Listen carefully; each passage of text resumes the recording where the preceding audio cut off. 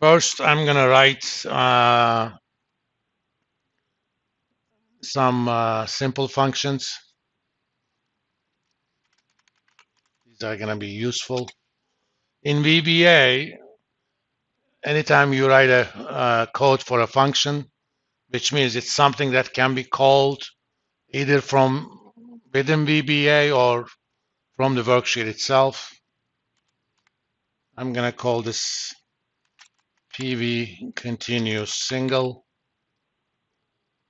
or let's just call it PVC.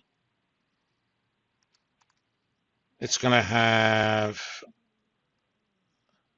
let's call it PVC1.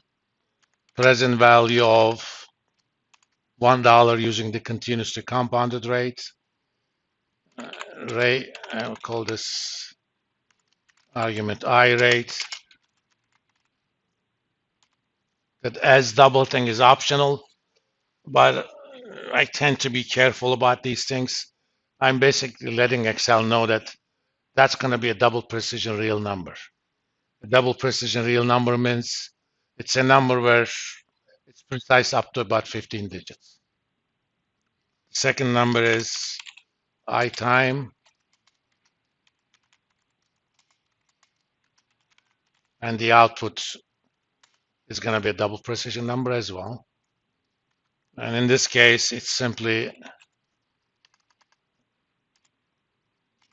it's going to return PVC1 that's equal to e to the power negative I rate times I time. Okay.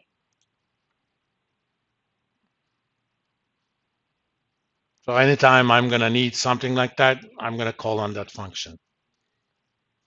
If you look at the formula, there is something called, that's phi, we call it n of t1, but phi is a notation for cumulative distribution of the standard normal distribution.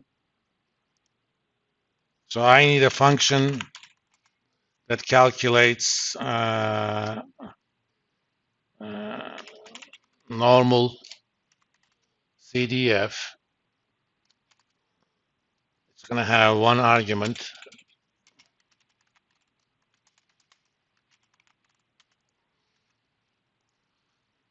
The worksheet already has a function to calculate that.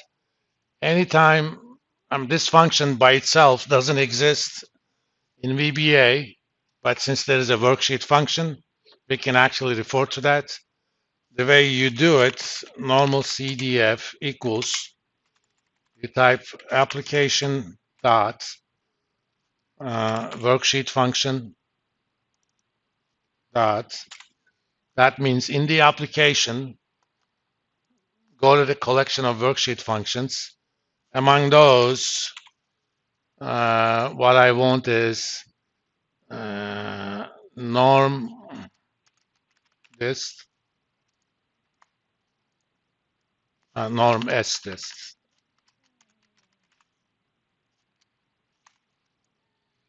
It has two arguments. The first one is the value X. The second one is whether you're asking for the cumulative or non-cumulative. Since we're asking for cumulative, true. Okay.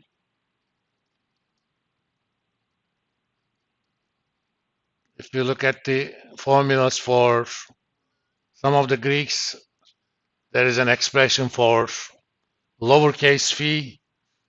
That is just the PDF or the derivative of the distribution function. So I'm going to write a function called normal PDF.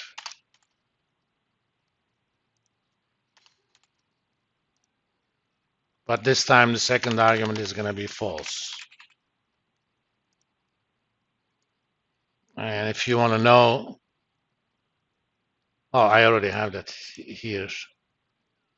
This number, lowercase phi of x, is just that function. That's the formula for the bell-shaped curve.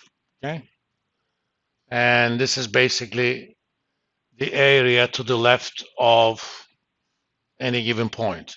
It's an integral, which is a fancy way of doing a summation, but there is no analytical expression for that. And because of that, we just use Excel's function for that, which is a very precise approximation. Let's see what else we kind of will need. If you look at the definition of D1, the sigma square root of t is going to appear quite a bit. And in computer programming, it's always a good idea not to calculate anything twice if you can help it. So I'm gonna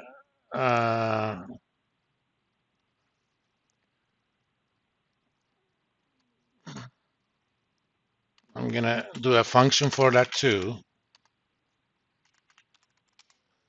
This is sigma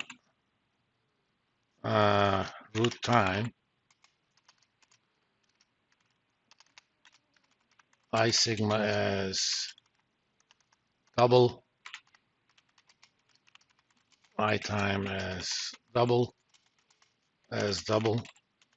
Again, I don't have to write a function for that, but I kind of like separating these little tasks into functions.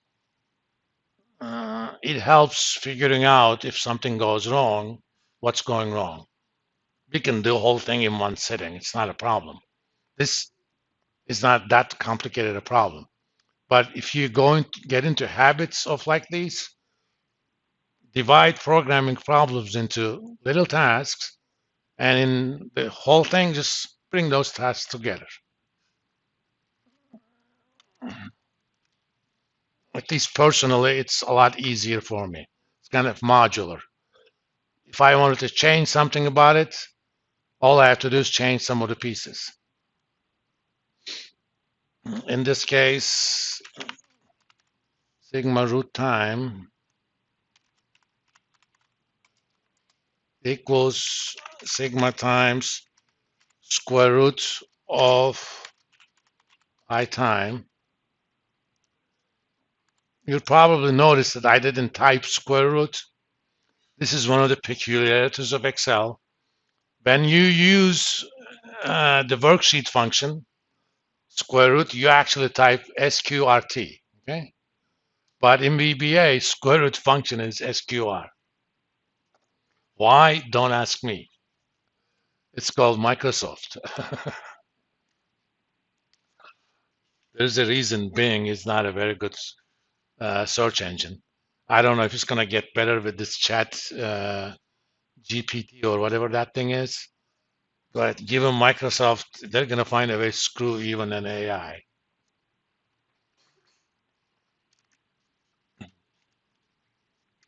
Microsoft has an interesting culture that began in 1978, 1982.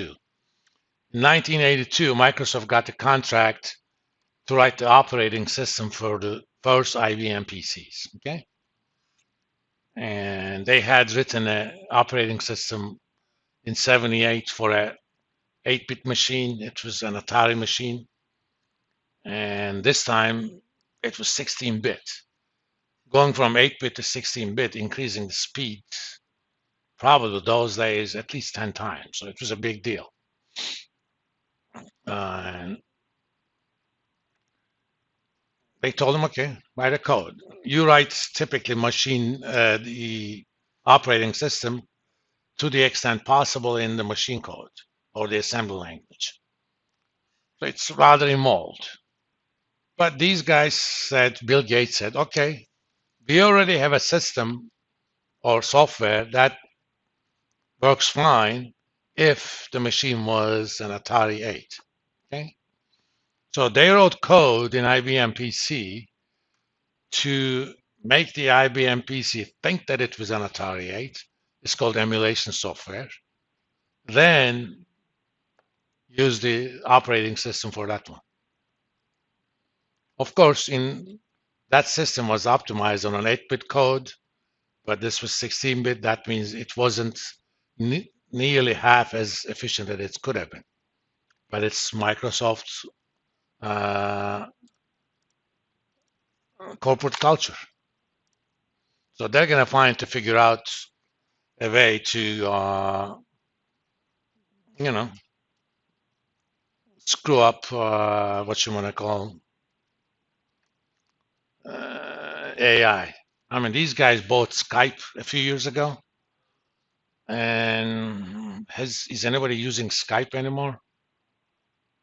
I mean, at the same time, WhatsApp was something almost nobody ever used. Now, everybody uses WhatsApp to make international calls. I mean, I talk to my mother on a computer, on video through WhatsApp, and my mother is what now, 78 years old now, and she can barely use anything. But if it was Skype, I don't think she could have ever used it. Why Skype didn't become something like a WhatsApp? Microsoft corporate culture.